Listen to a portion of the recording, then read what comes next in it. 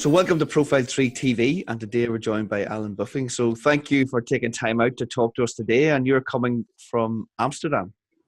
Correct, here, and thank you so much for having me. Amazing. Yeah, I'm originally born in Amsterdam and currently living in Berlin. So I haven't lived in Amsterdam for the last 10 years. Before moving to Berlin, I lived in Dublin. Actually, I think you're from Ireland yourself. Yep, exactly. Yeah. So I was living on the shores of Dublin for almost 3.5 years. Before that, I lived a little bit in Asia and in Munich. But yeah, now it's Christmas, as you can see the tree over here. So we're here in Amsterdam to visit the family, friends. Yeah, amazing. enjoying it. I like yourself. I had 11 years on the road, so lived in England, Ooh. Dubai, Egypt. So and then come back home. So it looks like we both have itchy feet. So Yeah. it's I all think good. once you hit the travel bug, it's difficult to get rid of it, isn't it? What to do. So exactly.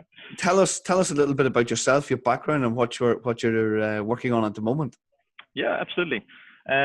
So my background, as I said, I was born and raised in Amsterdam.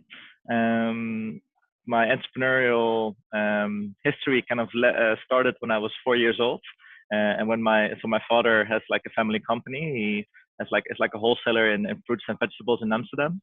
And already as a kid, he brought me with him in his little truck, and we drove for 20 minutes to his like warehouse where I was given like, I think it was a couple of euros a day or guilders back in the days to just manage the crates, like small tasks. I think that was already quite instrumental for getting familiar with business and just having like some small side hustles along the way. But also my uncles and my aunts, they all had their own companies. So my uncle, Netherlands is famous for its flowers. So one of my uncles has like a flower business. Another uncle had his own travel agency in Thailand. So I think it was already from an early age that I was already quite inspired by these strong characters in my family, which kind of led me to study entrepreneurship in university. And when I was studying that, I kind of got familiar with traveling. So I did my internship in Thailand at the age of 19. So I was already from a young age in a new culture with new people. And this is when I really got the knack for living in an international society. So after my studies, I went back.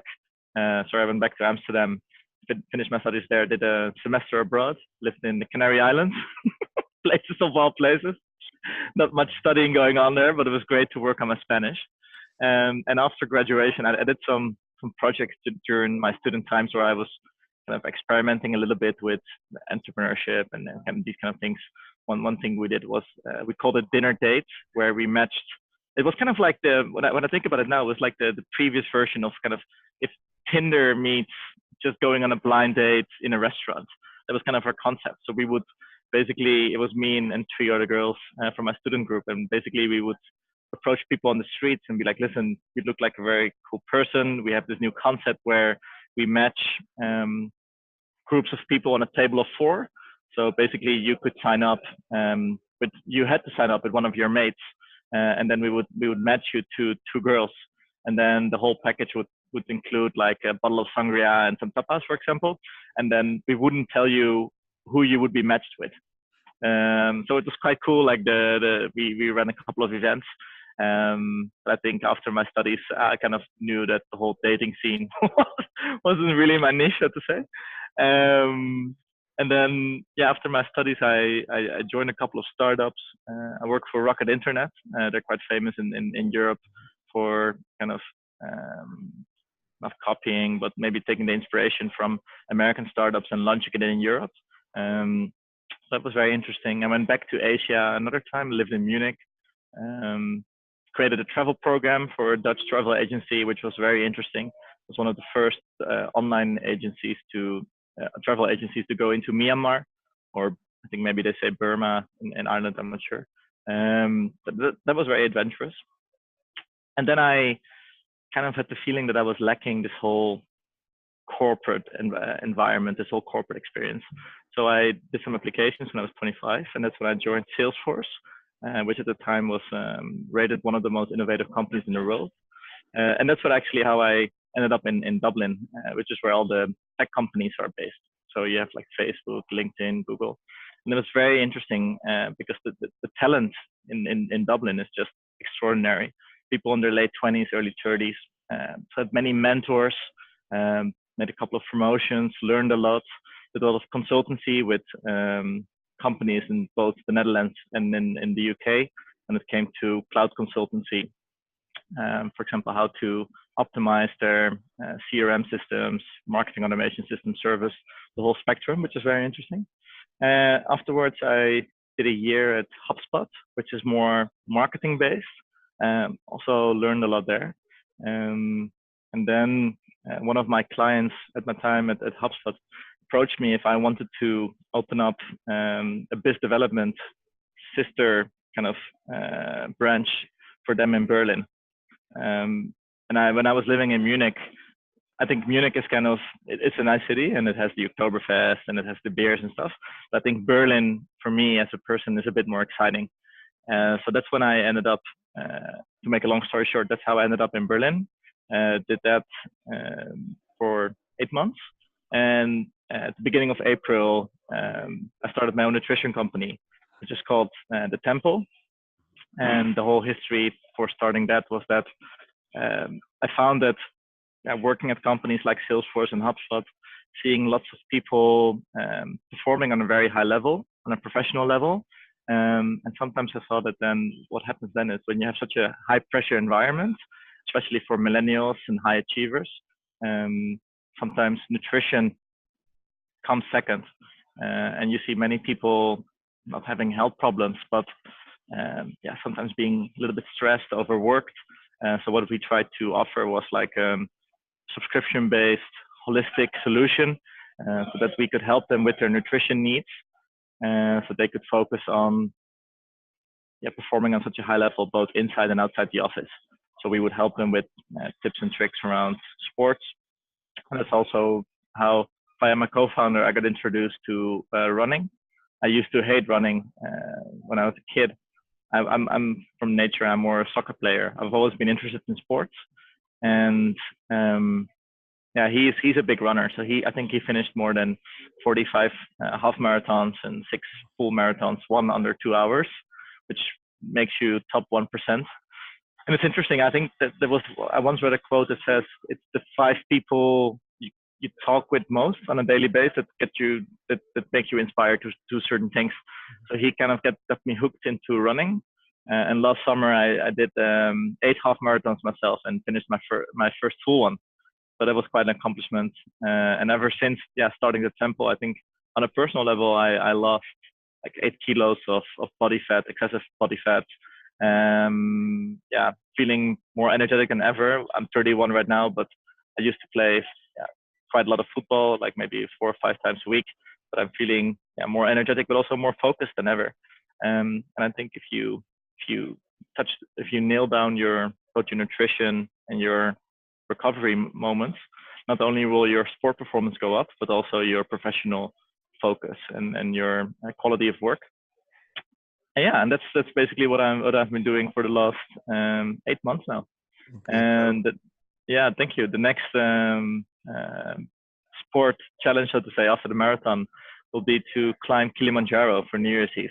So I'm quite interested in that. Like, next part of my interest is business and nutrition and sports, but part of it is also traveling. So I love to travel. I think that whole travel bug that we talked about a little bit, I catched it when I was living in Thailand. And when I was 19, I made myself the goal to visit every country in the world before my 30th birthday. And there are 197 countries in the world. However, growing up, I kind of figured out that it's not so much about the destination, but more so about the road towards that goal. So I decided to not do it before my 30th birthday, but I still try to visit a lot of new countries every year. So this year I've been to, I think, 20 countries. I just came back from a trip to Ethiopia, Djibouti, and Somaliland. So that was quite interesting. So at the moment, I've visited 105 countries. Wow. So yeah, that's kind of my persona in a nutshell. And we can probably shift towards many Yeah, areas from that. for sure. Incredible. 100 countries on, my word. I have a lot to do to catch up, I think. So I thought I was doing well, but I have a lot to do. I have a lot to do. I'm going to have to get the atlas out after this. But very good. And you've worked in all these amazing tech companies, and Yeah. including Dublin, as you say, the hotbed of tech in Europe, which is incredible to think. Yeah. And yet you still seen that everyone's under pressure, and we let our health slip a little bit. We let our diet slip a little bit. No, not name anyone over here that might be doing the exact same. But it's commonplace then in all of these companies.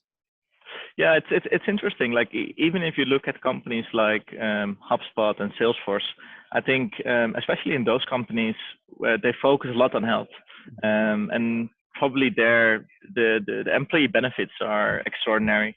So for example, at Salesforce, you get an extra 8 days paid time off to volunteer, which is a whole holistic kind of, gives a whole holistic vibe to it. And it was one of the reasons why I chose to work at Salesforce rather than, for example, Oracle or Google or LinkedIn, because they also have this philosophy of giving back. And they also run many sports incentives. So you get like money to go to the gym or funds, and they have healthy snacks in the office. And also, for example, at HubSpot, there was always very healthy lunch and coconut water in the fridge. But I think you still see that when, especially in a tech sales environment, when the pressure is always high and companies need to grow. Like if you look at Salesforce, I think they need to grow year on year with 30%. In order to sustain that kind of growth, you need to take on many new people, and obviously the pressure gets higher because the quotas probably become bigger. And I do think that even though the general workforce, they're not unhealthy, it's just that sometimes, well, I cannot talk for all the employees at Salesforce and HubSpot, but I can see what happened in my social circle, in my circle of friends. Some people suffer with a burnout. Other people they might suffer from maybe having a couple of too many drinks during the week, which then if you have 3-4 pints on a Tuesday, on Wednesday your nutrition will not be on point because you will probably crave for maybe salty snacks or maybe some fries or whatever it is. And then I think, everybody metabolizes stress in a different way. Some people do it with sports, other people do it with maybe a couple of drinks, other people do it with maybe some sugar-infused coffee breaks in between. Some people use cigarettes. But I do think that if you look at, I gave a presentation in Cologne last summer about the rise of burnout rates and the rise of stress. And it's very interesting. If you look at the statistics, I think already in the US, 35% of the workforce feel more stressed this year than they were last year. And I think, 2 out of 10 people suffer from a burnout at the moment. So I do think these problems are out there, and especially when we become more connected and we become more productive and we become more efficient, jobs should get more demanding. And I think if we don't take time to focus on ourselves, on our body, on our spiritual set of mindset, things can very easily go wrong, so to say. Luckily, I've never really suffered from a burnout myself. But looking back at my times when I was working in such a high stress environment, and even now, I sometimes do felt that, okay, if I continue what I'm doing now, potentially I could end up in a dark place. So I think it's good to, have a hobby or have some kind of sport or maybe a spouse where you can bounce back ideas with, because it is challenging, right?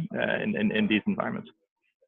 And I think, but sorry, to come back, there was definitely a big focus on employee wellness, and because I think these companies, and I'm probably not the person to say, but I think these companies do realize that if you don't focus on employee wellness, attrition rates will follow. So there's definitely a focus on it. But we had the feeling, our co-founder, that a solution like the one of the temple was not really on the market yet to offer like a subscription-based products for these kind of people who don't have the time to dive into the information overload when it comes to healthy nutrition and things like that. And you're totally right. It's actually information overload. There's so much information out there. You just don't. It's like, oh, do this, don't do this. Like where do you start, right? Oh, amazing. And actually, I do again back to the company cultures, and you've listed like the A list of companies to work for, and of course they all 100% probably better than most companies look after their staff and health and well-being.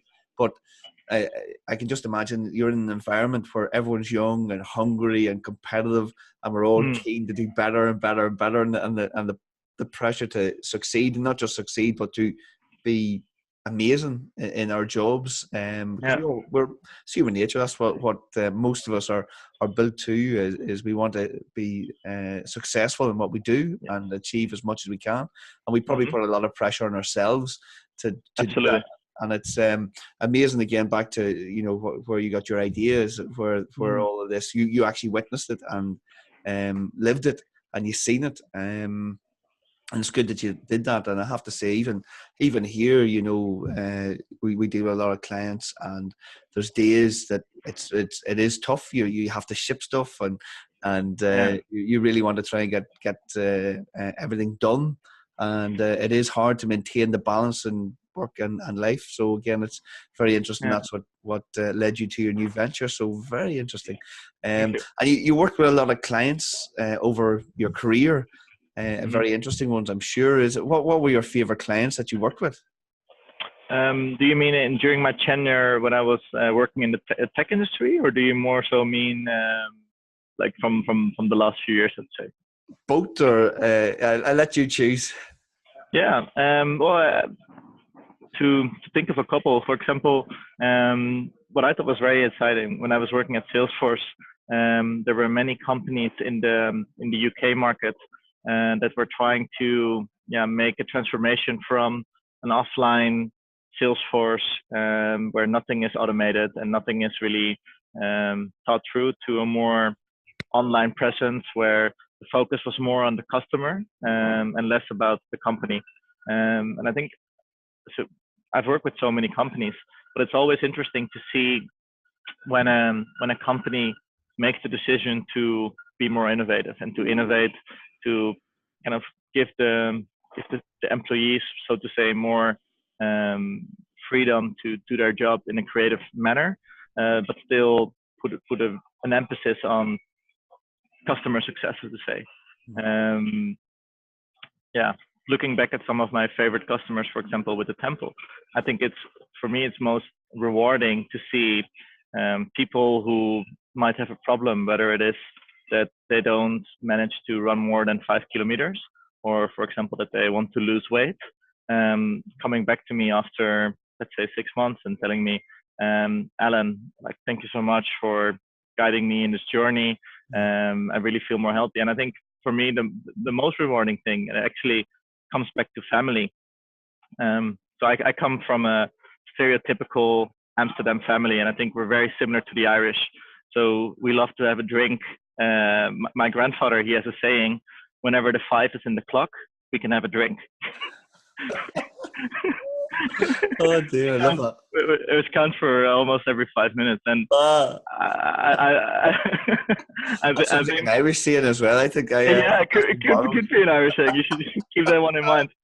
But I remember, my family and I, we've always been very close, and we always kind of monitored each other, what we were doing, and in the early days, the focus was always on having fun together and enjoying time. And I think now, especially if I look at my brother and my cousins, but also even my uncles, we are now living more holistic and more healthy.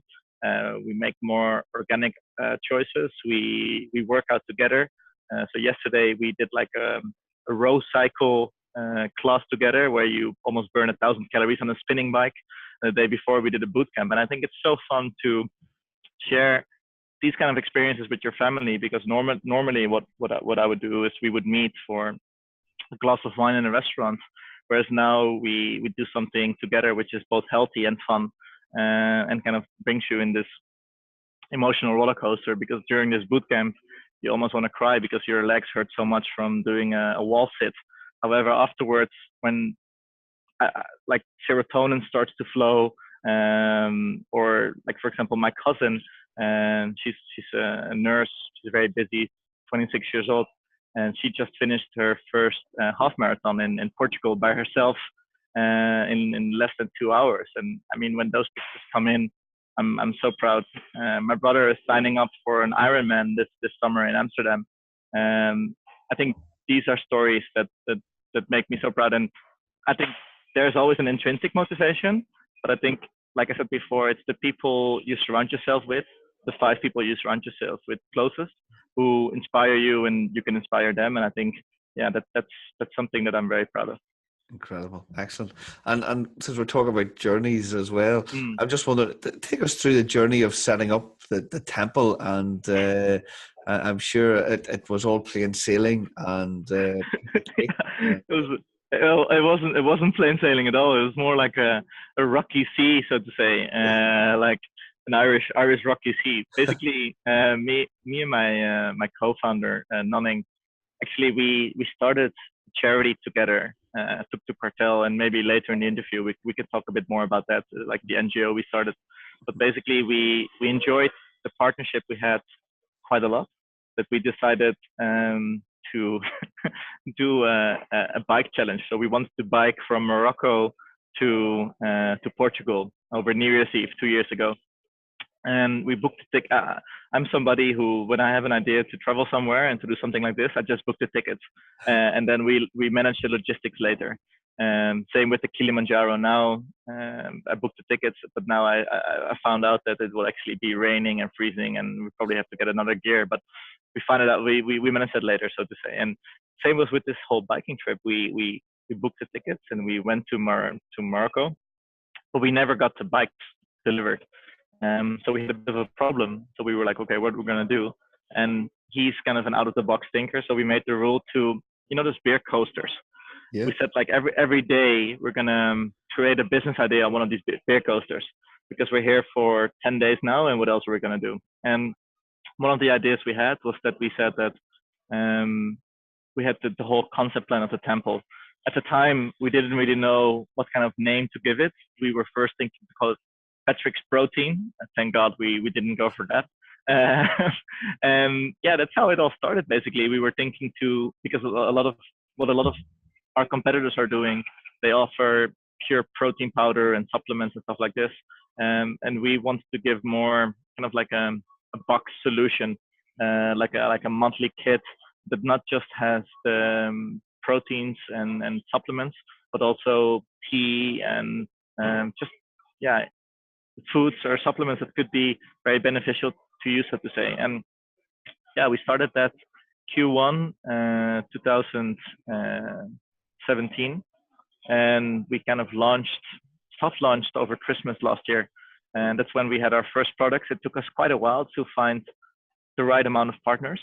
It's very difficult to find, I think, a good partner that can help you with a small batch of products. Most of them, like we were looking at coconut water, for example. And if you want to order coconut water, you need to first order a complete container, which is like a cube. I think it's almost 10,000 liters. I mean, if you're bootstrapping your way as an entrepreneur, there's no way you can pay an upfront investment of 25K just for 10,000 liters of coconut water, So we found a couple of partners. One of them is like a very cool Japanese guy who lives in the Mie region. I visited him last year when I was running the Mount Fuji marathon. I did that for my birthday, did the Mount Fuji marathon, visited the tea fields in Mie in Japan. And we made some agreements to sell his organic matcha and sencha tea. But we also have, for example, a splendid protein provider in the Netherlands who delivers like top-notch quality protein. And he was very kind to just give us a small batch, so to say, and make like a unique formula of us. I think sometimes you just have to be a little bit lucky to have somebody in your network who can kind of get you started and who says like, hey, you guys are two young entrepreneurs. We like what you're doing. Here's something to get started. And Yeah, that was the first thing. I think the second obstacle was kind of the whole design and the packaging. So I come from a consultancy background, so I never did design. Obviously, I did some art courses when I was in high school, but from the design of the logo to the packaging to the content, yeah, these were all things that we kind of had to figure out on the go, so to say. We did have a lot of help, and we worked a lot with remote-based employees. So there's websites like Fiverr and Upwork where you can find extremely talented and skilled people who are more than interested to join a small startup on a freelance basis. So that was very fun. So we worked with designers in Canada and the Philippines, and we had content writers in Shanghai and the US. And I think this whole creative process for me felt extraordinary. Like, and we were doing it in the evenings and the weekends. But it is challenging because when you work in the weekends and the evenings, and you also have your day job, your friends, your girlfriend, your family start to see you less, and it takes a social toll, I think. And also, if I look back at those months, as a friend, as a family man, I probably not delivered on my key morals and values, which I still regret to this day that I probably didn't make a couple of more calls. But you only have a couple of hours in the week, to work on your idea. And on the one hand, you get so much energy from your project that sometimes you almost get tunnel vision, and whenever you wake up, you open up the laptop, you start working on your project, then you go to work. In your lunch break, you might talk to some of your suppliers, and then after work, again, you might go to the gym for half an hour. You might notice with your company as well that sometimes it is very challenging. But yeah, when we did launch, which was in April this year, when we had our go live launch with our website and everything was running, I was so extremely proud. It was like it's so cool to see when suddenly sales start to come in your email, and you feel so proud that people actually believe in your philosophy and in your product, that they actually with their own money order a product. Because obviously when I was working at Salesforce and HubSpot, there's people investing in your software, but it's company budget, right? But now when you work with consumers, it's people who with their own money make a decision to purchase your product, and they receive a tangible product where you've put 2 years of blood, sweat, and tears in. I think that's so rewarding. However, it's also coming back to the challenges. I think one of the bigger challenges we now face is now that we have the product there, we actually need to generate more sales and more marketing. And I think especially in the nutrition industry, it's such an overcrowded and competitive space, because there's so many other brands like Bulk Powders, My Protein, Protein World, Onnit Nutrition, who have both the investments and they started just a couple of years earlier. So they already have lots of social followers. They have the budget for big social influencers to join their marketing budget, paid clicks. And we are, I sometimes feel like David versus Goliath. You know what I mean? Yeah. Throwing with a rock, whereas they're having a machine gun. Yeah.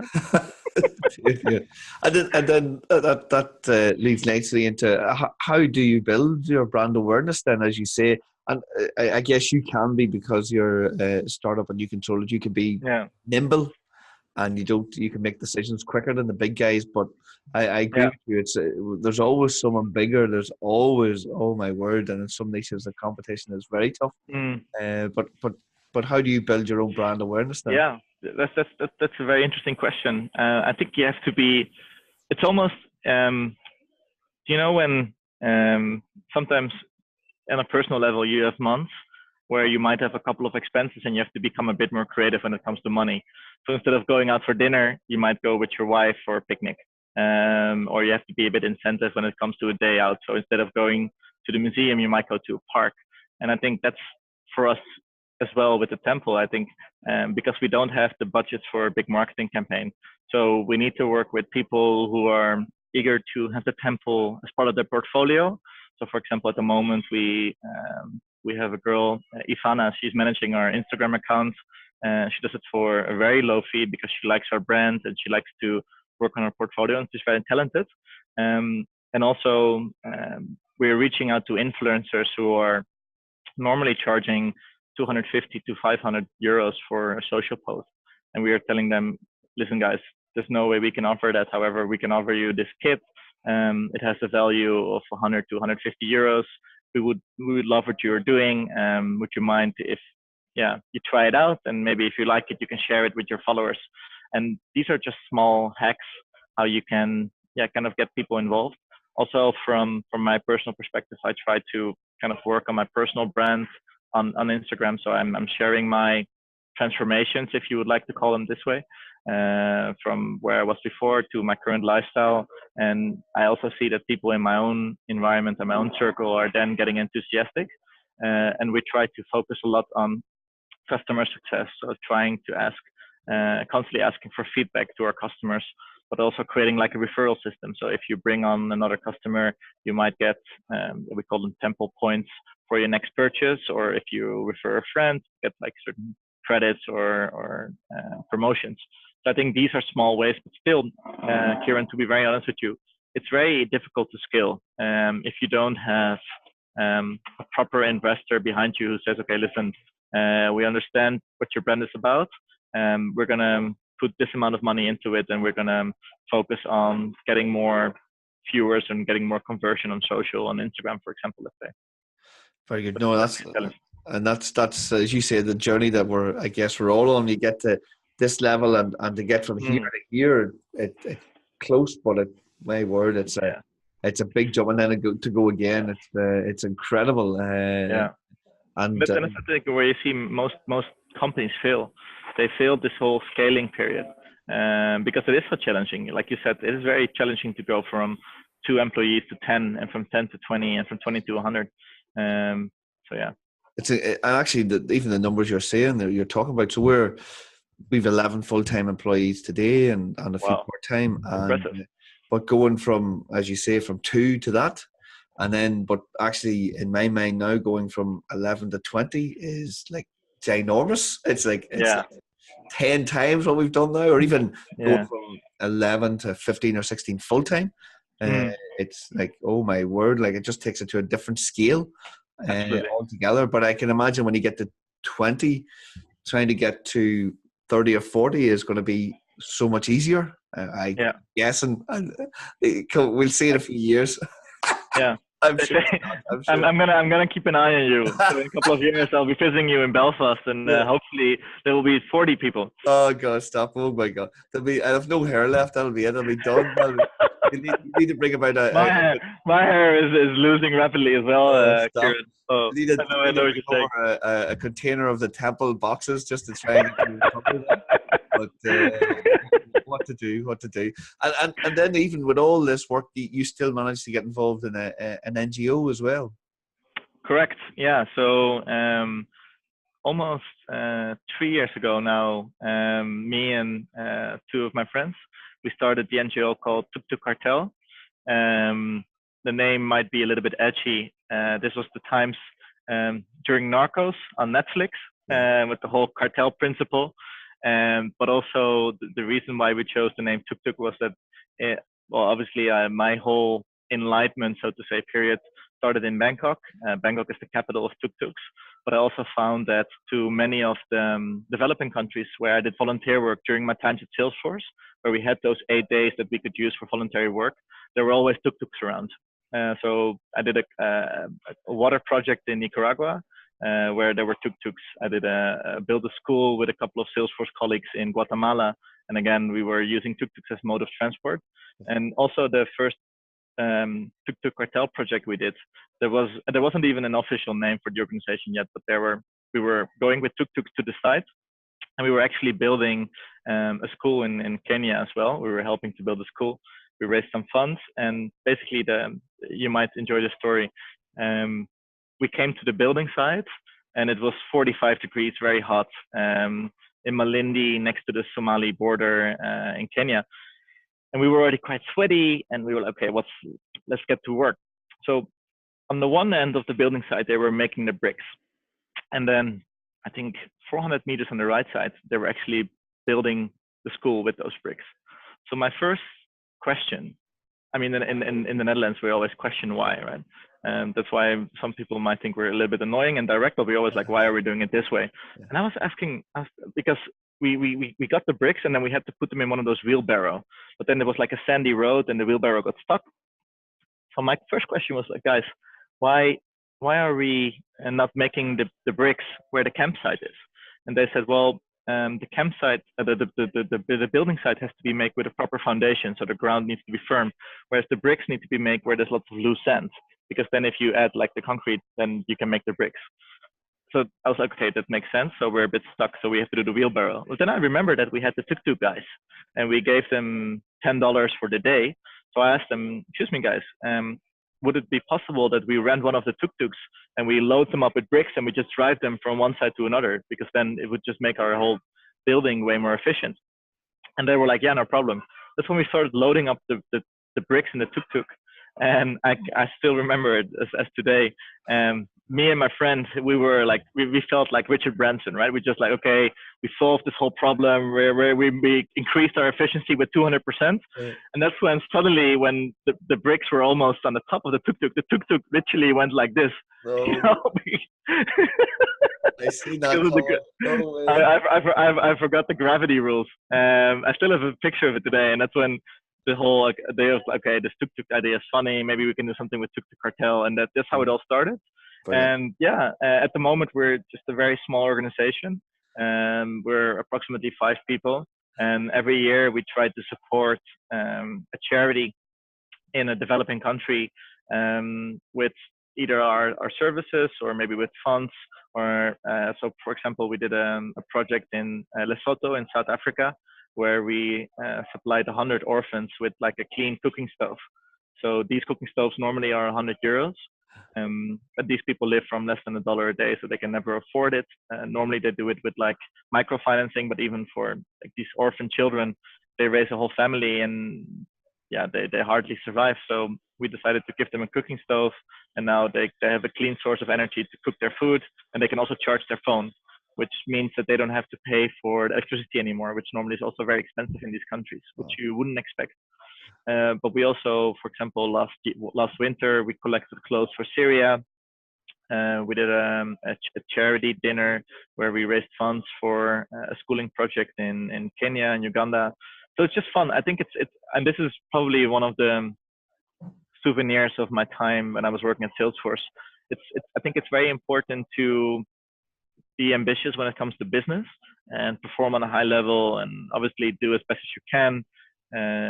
But I think it's also very important to give back, because I think the harder you work and the more you center around business, sometimes we lose touch with reality. But it's just, I think when you're giving back, and that's when your empathy starts to raise. I think for me, looking back at my time at Salesforce, the most proudest moments were when I was doing these volunteer activities, and that was kind of the start of Tuktuk Cartel. And yeah, we still do it to this day. And it's nice to combine it on the one hand with the temple, and the other hand to do Tuktuk Cartel. It's just gives a lot of meaning and to my life, so to say. Incredible. And there's a big difference running a commercial organization and an NGO. Absolutely. So one of the main challenges to when you start an NGO, people are very enthusiastic in the beginning, and they like to give back, especially in the Netherlands. People, but also in Ireland, a lot of people are giving back. I think Ireland is one of the highest countries in the world where people actually give funds toward disaster relief. So I think that's amazing. But also, like running an NGO, I think most of the biggest challenge is that you use people their time, and time is a big resource. And when there's no, when people give you your time, it's very difficult to sometimes ask for more, because people only have a little bit of it. And I think what you see with, especially what I saw with Tuktuk Cartel, is we started very, very quick, and we went to the Dublin Tech Summit, and we got rated as one of the most innovative NGOs there, and we won a 2-hour workshop with Gary Vaynerchuk, which was very, very cool. But I think afterwards, when the buzz kind of died down and people continued their normal jobs, sometimes it's difficult to get that momentum going because we didn't pay salaries towards ourselves. So all the funds that we raised, we put them directly to the charities in developing countries. So yeah, I think, for example, what I really like is Charity Water.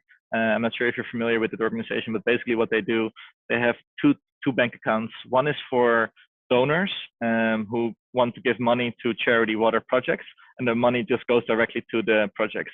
The other bank account is for donors who want to give costs for operational stuff, for salaries of the staff, and that kind of gives them the continued momentum to keep going. I think so. If I would do something else in the future with Tuktuk Cartel, it would probably be to maybe look for a couple of donors who want to support the organization. Say, okay, guys, we like what you are doing. Here's a grant, or here's like some funds where you can just pay for some administrative costs. I'd say.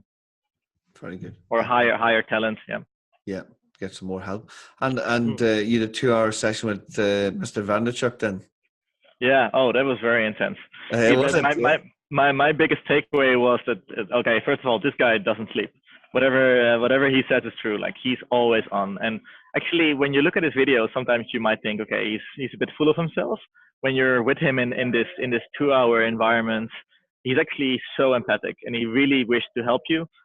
Everything is being documented. Like, we were in the video when D-Rock was filming, but he basically told me, Alan, you're not running an NGO. You're running a media company that also gives back and does good projects. And if you run the temple, you're not running a nutrition company. You're running a media company based on nutrition products. So everything is around content. Content is king. And I think that's also part of your specialties. Actually is. He copied a lot of what we do, actually. If only, yeah. But what to do, yeah. No, he's good value online. He is good. No, and amazing content, my word. But absolutely, yeah. Impressive. So I'm sure you picked up a lot of good tips on that. And again, one last question for you, then, if you don't mind. Sure. So, in generating leads and business, have you any tips or advice that anyone that's watching this? Yeah, absolutely. So basically, from what I took from my time at HubSpot is that when it comes to cold calling, outbound, this stuff is getting more and more difficult when people are getting less engaged, especially with the GDPR. So what I would try to do is just try to be authentic, create very interesting content that's unique, in a unique way, as you would talk to your customers. So don't talk in jargon, just be authentic, be yourself, create original content. And I think that's when you have something interesting to say, people will come. And when you focus when you put your focus on your customers and you put your customers first, that's when referrals start to come in and word of mouth start to spread. And I think, in my opinion, that's the most organic way of growth. And you can go more aggressive, and you can, we can all, in Dutch, we have a saying, to walk down doors. I'm not sure or knock down doors. I'm not sure if that's an expression in English. And obviously everybody needs grit. And I think you need to go out there and you need to be blunt, and you need to ask for, whether it's an interview or whether it's a speaking engagement. But I think when you produce good content and you're out there, these opportunities will also come to you. So I think if you have this combination of grit, persistency, discipline, but also a little bit of perfectionism, and you put something out there that's not just quickly written, but that you have that you thought through, I think the opportunities will get to you also. So I think it's a golden combination. But what do you think, Kieran? How do you see this? Actually, I have to say, I think you summed it up beautifully there. I totally agree. I think that is the golden combination, without a doubt. It's a mantra that we live by. So it was actually really, as you're saying, I'm going, oh my, that is exactly what we're trying to do. Don't say we always do it, but actually, as you're saying, that wasn't prepped either. I'm really okay. That's really good, actually. Yeah. So there you go. So we're running our businesses with the same mantra. Without a doubt. So no, it's very, very interesting. And again, to see how you're framing things around content or media businesses, and then everything falls behind it. So I totally agree. And even this interview here is a form or part of that media effort from you and from me. So thank you so much for having me. By the way, it was a lot of fun talking to you, and I thought it was a very pleasant interview. I really enjoyed the questions you asked. Oh no, likewise. I really appreciate your time today. So thank you very much. So if anyone wants to find out more about the temple or Tuktuk Cartel, or even reach out and have a chat with yourself, what's the best way that people can do that?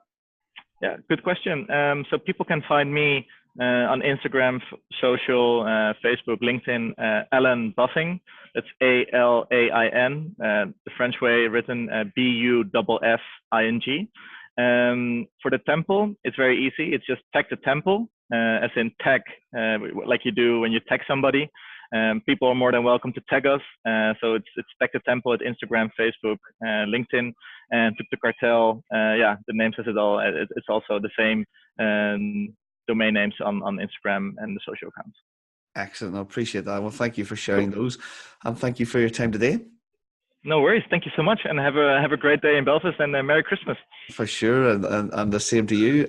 And thank you for watching this video today. So this is Kieran from ProfileTree. Make sure you check out the links that have just been called out, and hopefully we'll see you in tomorrow's video. So thank you again.